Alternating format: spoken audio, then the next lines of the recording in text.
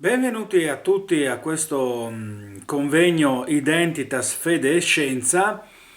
Io mi chiamo Emanuele Franz, sono l'ideatore, l'organizzatore, il direttore artistico di questo evento che è la seconda edizione del convegno Identitas. Diciamo che è cambiato il sottotitolo. Lo scorso giugno al Castello di Udine si è svolta la prima edizione intitolata Identitas uguali ma diversi, che ha avuto tra l'altro la partecipazione di svariati relatori, molti da diverse regioni d'Italia e anche dall'estero, perché abbiamo avuto la partecipazione del filosofo russo Alexander Dugin, che ha suscitato, diciamo, non poche polemiche, ma nonostante questo il convegno lo abbiamo realizzato comunque, perché io sono, diciamo, convinto dell'importanza che vada riposta nel dialogo.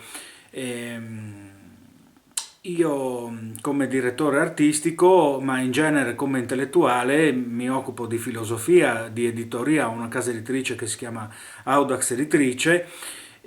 Ho scritto diversi libri di filosofia, quindi sono animato dal proposito che le persone debbano confrontarsi, soprattutto punti di vista diversi, altrimenti se non ci fosse questa molteplicità non avrebbe ragione di esserci neanche un convegno e neanche un approfondimento di qualsiasi tipo esso sia. E quest'anno il convegno Identitas Fede e Scienza che qui proponiamo si sarebbe dovuto svolgere al Palamostre di Udine. L'emergenza che l'Italia e diciamo il mondo sta attraversando non ha permesso la realizzazione fisica di questo convegno. Tantissimi eventi sono stati annullati, rinviati a tempo indeterminato, soppressi, e ciò nonostante io ho deciso di non venire meno al proposito di realizzare questo incontro, perché sono fermamente convinto che proprio in un momento di crisi sia tanto più necessario il dialogo, l'intelligenza, il confronto e la conoscenza. Di conseguenza, nonostante le maggiori difficoltà nel realizzarlo, ho deciso di realizzarlo lo stesso in una forma diversa da quella che era stata inizialmente prevista, ovvero sia in questa videoconferenza nella quale io introduco e propongo al pubblico che ci sta seguendo e che ringrazio i diversi relatori, gli interventi che diciamo sono riuscito ad acquisire nonostante le difficoltà. Sono tanti interventi, parliamo di quasi 20 interventi da 6 nazionalità diverse, alcuni sotto forma di relazioni scritte, altri sotto forma di interviste, nei mezzi diciamo più diversi, perché alcune persone di una certa età, alcuni relatori non dispongono di una webcam o di strumenti moderni, quindi si tratta in alcuni casi di interviste telefoniche, in altre di collegamenti via Skype, in altre ancora mi sono recato fisicamente dalle persone interessate per poter incontrare il relatore e fargli un'intervista direttamente. Realizzare questo evento che ha questa portata mondiale mi è costato tanto sacrificio, tanti sforzi, tante tribolazioni, anche perché io vivo in un piccolo paese di montagna che si chiama Moggio Udinese, ha poco più di 1000 abitanti e vivendo qui, peraltro cucendo i libri a mano con la mia casa editrice e vendendo libri di filosofia, i mezzi che ho a disposizione sono veramente, veramente pochi e sono ridotti quasi a zero. Ciò nonostante sono animato dal proposito di proporre alle persone, agli uomini, una modalità di approfondimento, di conoscenza di loro stessi. Mi sono recato in Nepal, nei santuari e nei templi buddisti e induisti per interrogare i sacerdoti. Avremo un'intervista di un importante Rinpoche, un guru, un monaco tibetano in esilio in Nepal, E abbiamo un intervento di Sua Santità il Dalai Lama, che una volta venuto a conoscenza di questo evento, dei relatori coinvolti, ma soprattutto dei propositi, mi ha inviato una lettera contenente la sua relazione da leggere ai partecipanti di questo convegno. Quindi è un messaggio molto importante. Poi ci sono alcuni premi Nobel da Cambridge che mi hanno scritto, alcune considerazioni che poi vi leggerò.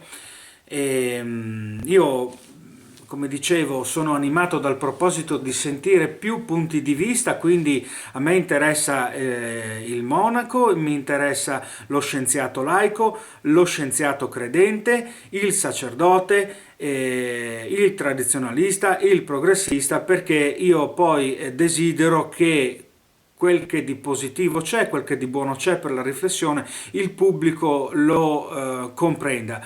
La cosa più terribile, secondo me, non è la diversità di opinioni o di valori, ma il livellamento, la piattezza e la mancanza di riflessione.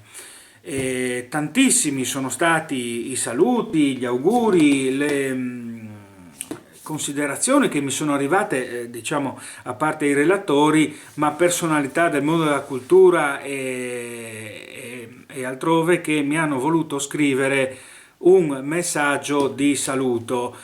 Il più insomma, possente è quello del presidente della Federazione Russa, Vladimir Putin, che attraverso il suo ufficio stampa al Cremlino, dopo aver letto la relazione in inglese di questo mio progetto, di questa ideazione, mi ha scritto auguro ogni successo a questa iniziativa. Lo scrittore Claudio Magris mi ha scritto che questo è un incontro su un tema fondamentale, essenziale per il nostro vivere. E il conduttore, divulgatore Alberto Angela, attraverso la sua segreteria, mi ha scritto, mi ha fatto avere il seguente messaggio: voglio ringraziare Emanuele Franz per aver ideato questo convegno, per l'attenzione dimostrata e augurare la migliore riuscita di questa iniziativa. Una benedizione veramente speciale l'ho avuta dal filosofo mio omonimo Emanuele Severino, che ho avuto la fortuna di conoscere di persona pochi giorni prima che, ahimè, trapassasse.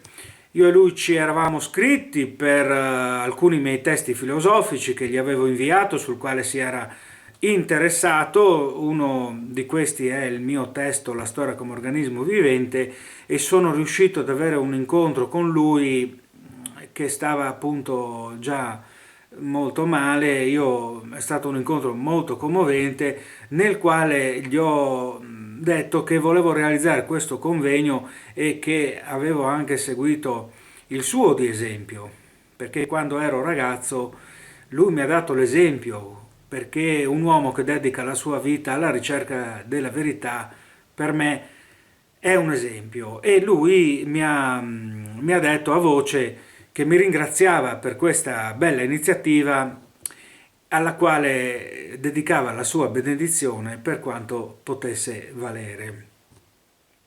Mi ha scritto anche un attore noto e campione di arti marziali, Jean-Claude Van Damme, sul rapporto fede e scienza nel campo delle arti marziali, venuto a conoscenza dei miei scritti, dei miei libri e di questa iniziativa culturale.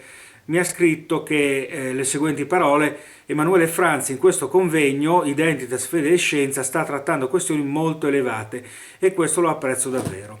Apprezzo molto le domande che pone, il potere con cui sta andando avanti, il suo ottimismo e la fede nel dove e nel perché ci si sta muovendo.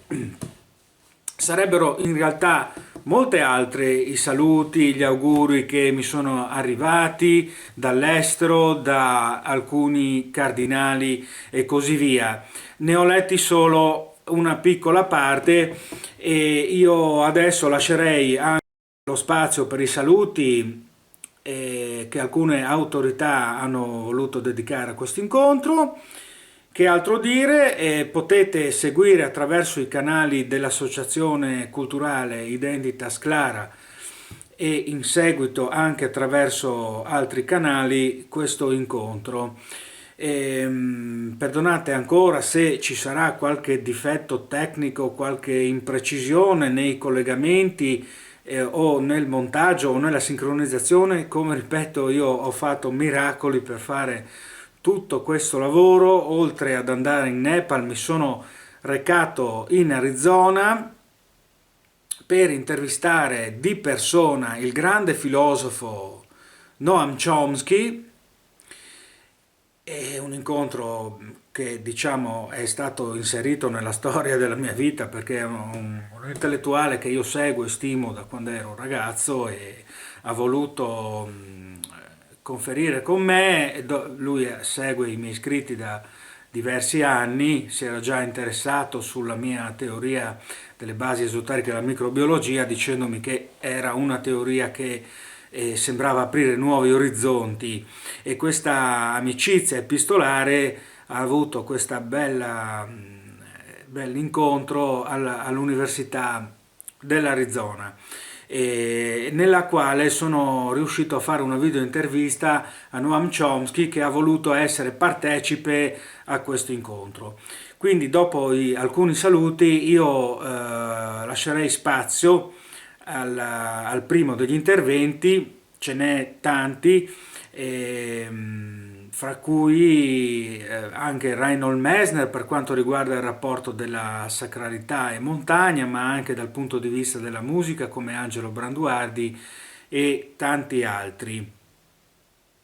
Quindi ancora grazie, un caro saluto e buona visione. Dopodiché attraverso le mail, i commenti e l'interazione multimediale potete scrivermi, io sono Emanuele Franz, potete scrivere attraverso l'email dell'associazione, l'email della casa editrice audaxedizioni@yahoo.it oppure trovare i miei recapiti cercando sui canali Emanuele Franz o il nome dell'associazione culturale. Grazie, vi voglio bene a tutti e rimanete con noi.